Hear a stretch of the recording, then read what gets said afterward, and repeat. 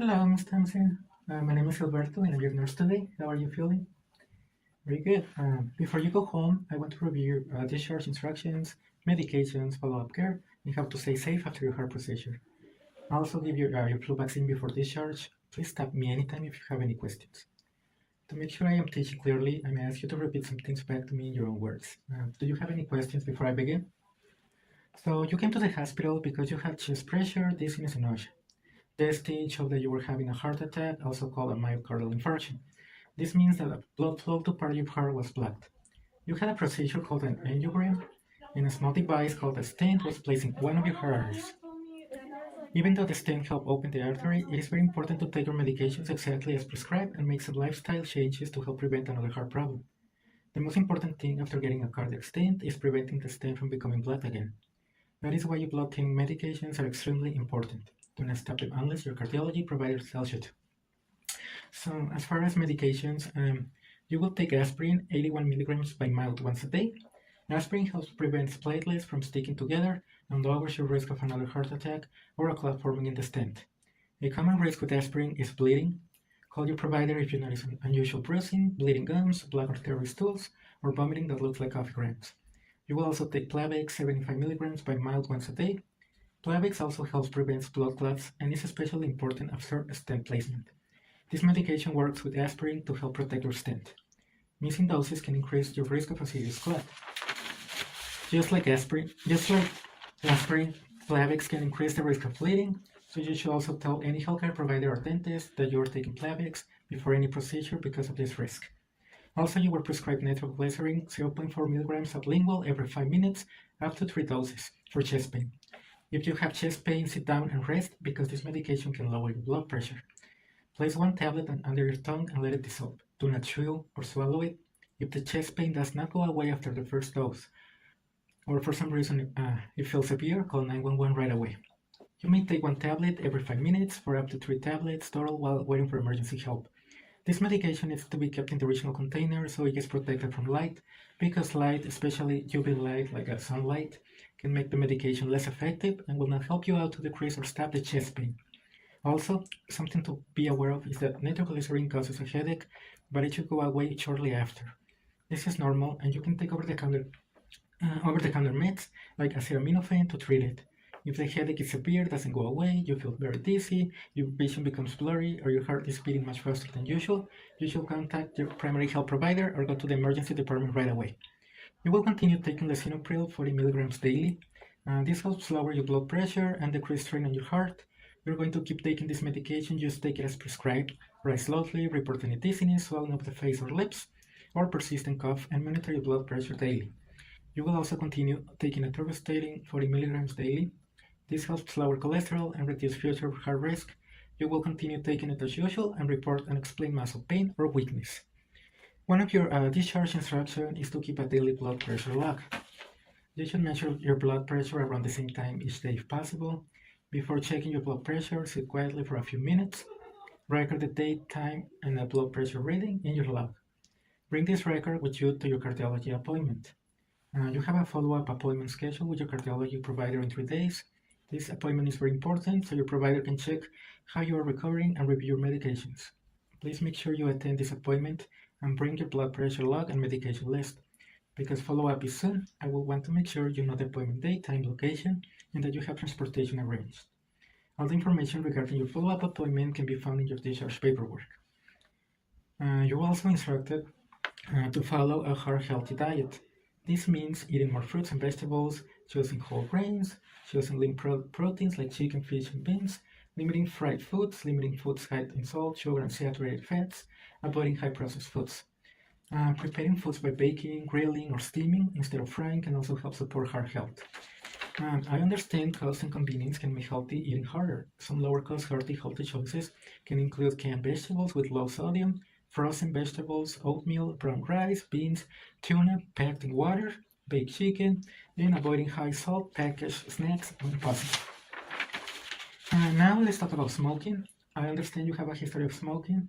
It really greatly increases your risk for another heart attack and can damage your blood vessels. Quitting smoking is one of the most important things you can do for your heart.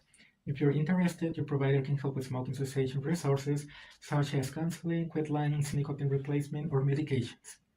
When you return home, it is important to gradually increase your activity level while allowing your body time to recover. Avoid exertion and take breaks if you feel tired. Follow your provider's instructions about returning to work and normal activities.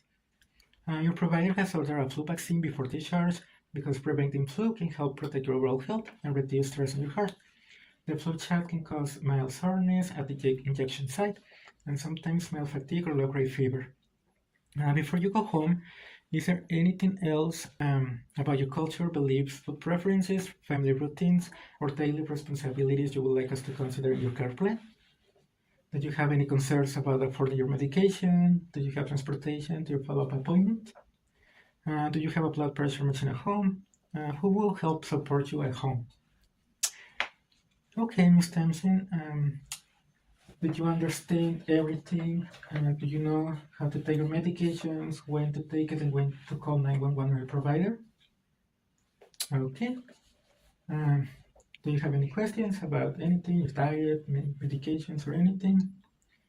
So please keep your discharge paperwork with you, take your medications exactly as prescribed, and call if you have questions. Do you have any questions before discharge? Okay, very good. Now I'm gonna get ready. I'm gonna wash my hands. I'm gonna grab some gloves.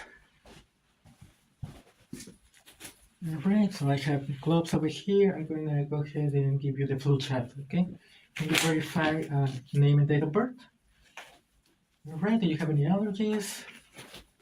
Okay, so okay if I give it to you in the right arm?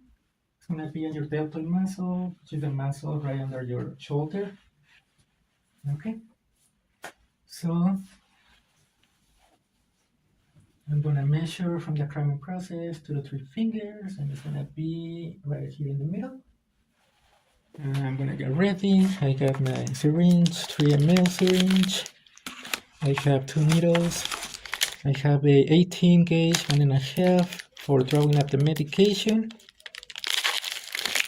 I will get it open and ready. I will open the syringe also. Just have it ready.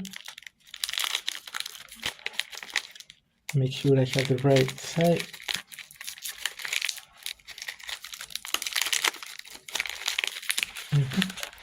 And I will go ahead and get the 25 gauge, 1.5 needle. So I have everything ready. I have the vial over here. I'll make sure it's the right medication. Before I get the medication, the vaccine, I will go ahead and scan. And I will scan the vial. Okay, I'll enter any information on the computer, in the MAR, and I will go ahead and get the medication ready. I will get my alcohol swab.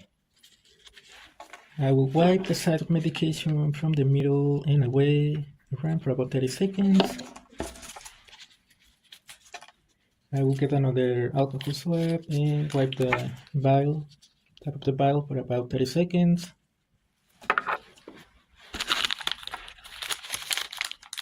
So I will get my needle while it's dry now. I'll attach it. Take out the cap. Get about 0.5 ml, which is the dose of air. So get the air into the bottle, flip it over. So get the medication 0.5. Make sure I don't have any air. Get out the air. Okay, safety. Discharge. Dispose in the char container. Attach the other needle. 25 gauge. Take out the cap. Grab. Take a little pinch. Make sure I have enough muscle. 90-degree angle. I will let it go. Inject slowly. Wait for about 10 seconds. Okay. I'll take out the needle, engage safety, dispose in the char container with clean up my station. I will take the patient, assess for any allergy reactions. Anything else that I can do for you? Okay. Have a nice day.